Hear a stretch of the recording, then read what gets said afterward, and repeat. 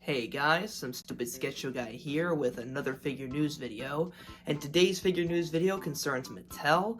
Now, the big one we're going to be talking about is obviously in the title and thumbnail for this video, but there are a few other small reveals that Mattel also showed off today, so I might as well talk about them too.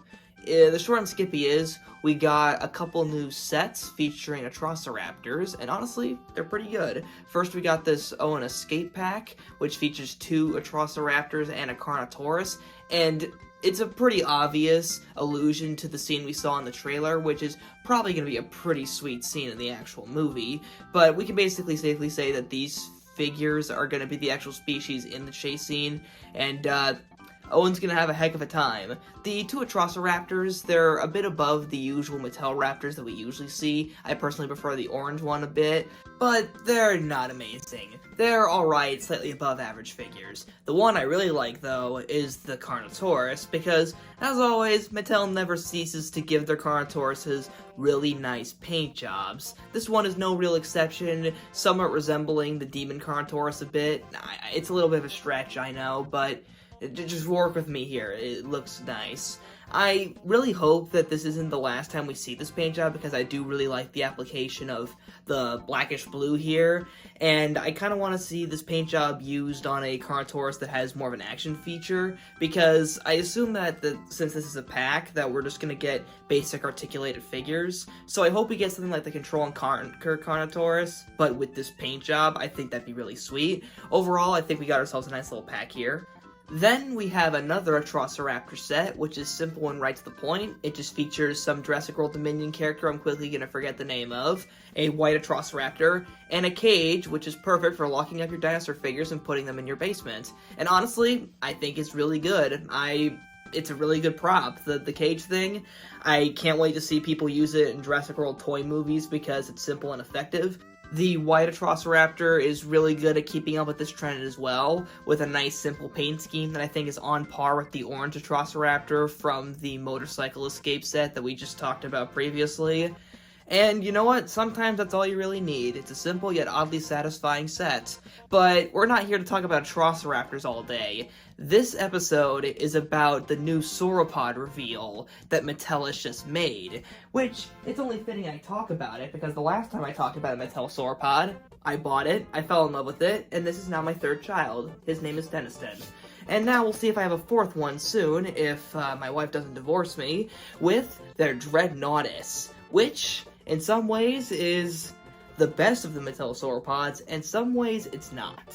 So, we might as well start out with the positives here. The Dreadnoughtus has some absolutely amazing paint application. In comparison to the Brachiosaurus and the Apatosaurus, I think it's by far the best paint job here. The greens here look very nice, and I think it beats a dull brown or grayish blue that the other 2 figures had by quite a bit if you ask me.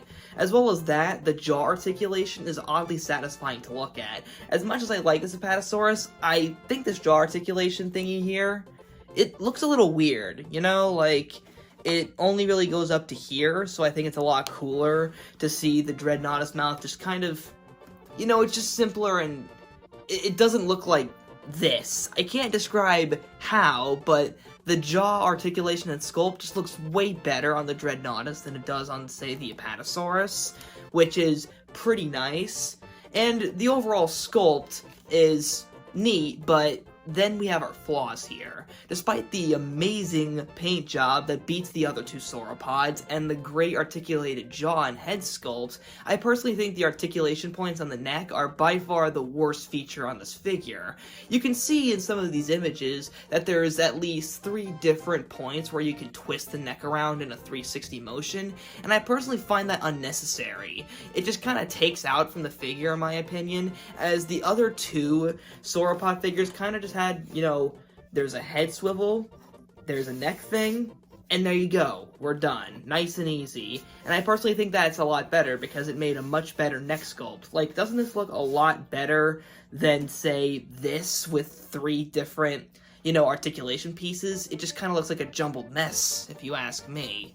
If there's one thing that the other two sauropods have it beat in, it's definitely the neck articulation, because, well, especially with the Apatosaurus, it's just one neck thing, not three. And for some reason, that just fits and seems a lot better, in my opinion. But if you get rid of that neck thing, you got yourself by far the best Mattel sauropod we've ever seen. I mean, there's not much competition for it. There's only like 3 Mattel sauropods. But still, Mattel is giving us very nice figures. And I'm happy to see Dreadnoughtus be represented in a figure, since Papo never seems to do it, despite the mysterious hype for a couple of years. So this'll work for now. I mean, who doesn't love a Dreadnoughtus? And that concludes this figure news video. Hope you guys enjoyed it. Comment down other videos I should do and what you think of the new Mattel figures in Hype for Dominion. See you guys next time.